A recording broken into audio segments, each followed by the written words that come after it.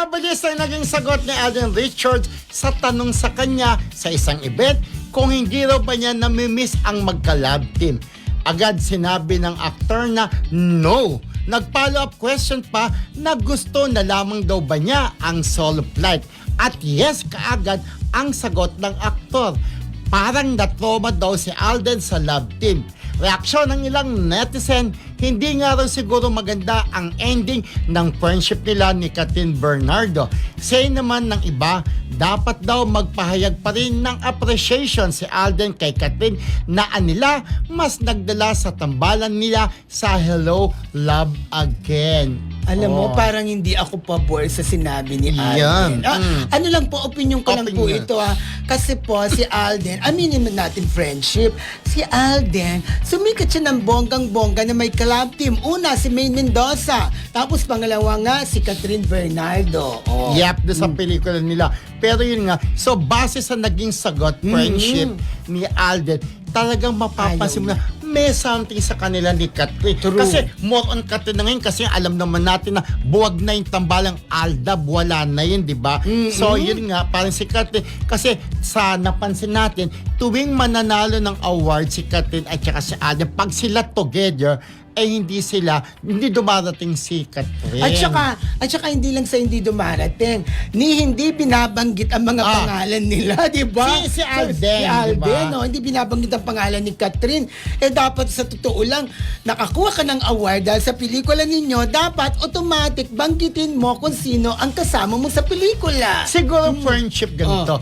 Parang ayaw lang ni Alden na magpaka-plastic. Kaya siguro ayaw niyang banggitin ng pangalan. Diba? True. So doon parang malalaman mo na meron silang parang falling out, di ba? Nahulog. Charos! Ibig sabihin lang noon, parang talaga hindi naging magandang ending ng kanilang friendship. Naakala natin before na manliligaw o nanliligaw si Alden at magiging jowa niya si Kathryn kasi may ipadala ng bulaklak sa mga okasyon. Sa okasyon ni Kathryn, kanyang pamilya, nandun si Alden. Yun pala, hindi happy ending ang naging ending ng kanilang friendship at tambalan. Pero ako, kahit na sinabi na ni Alden yun na ayaw na niya sa love team, ako gusto ko pa rin na magka-project siya, na may ka-love team siya. Pero ano nga, diba, yung friendship, yung love team nila, talagang bumonggang-bongga nga. Kaya nga, diba, kinilala si Kathryn, binigyan ng wax sa Hollywood, suplada. Tapos, eto na nga, diba, hindi na rin siguro magtatambal BFF. Alam mo ba kung bakit? Diba, sinabi na before ni Kathryn na eto na ang last na pagtatambal nila bilang ayaw na nilang sundan yung Hello, Love Again na parang yung kanilang friendship. Hanggang dyan na lang ang role, kumbaga, ni Ethan at ni Joy. Kino-close chapter na po namin. Pero kung siguro medyo okay naman sila, pwede pa rin namang yun, di ba? Friendship, i-extend pa, di ba? Magkaroon pa ng, ang tawag doon, sequel pa. Pangatlo. Pangatlo, di ba? Excuse me po. Parang si naalala ko, excuse me po. Sa Kristo. Ayun na, umubobo ka. Ayaw ko na sa post.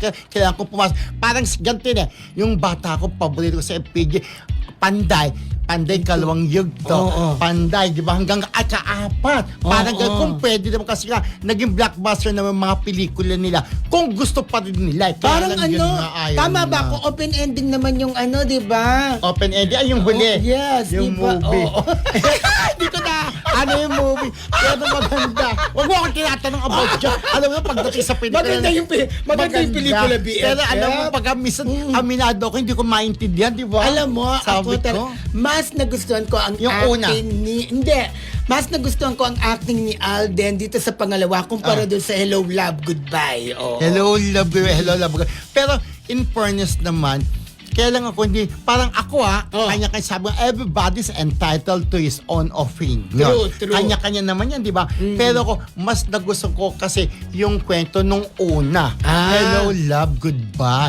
Bago mag-Hello, Love Again, goodbye, tapos nagkita-kita. Kaya again. Pero yun po, mas nagustuhan ko yung una, mas naintindihan ko. Okay. Yeah. Pero maganda rin naman to. Maganda. Again, sana Alden Richards, wag kang tumigil na gumawa ng project na may ka-love team ka dahil gustong-gusto.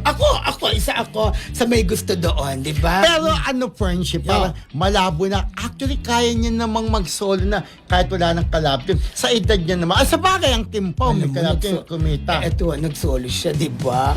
Pero, ayoko na. Kumita naman. Okay.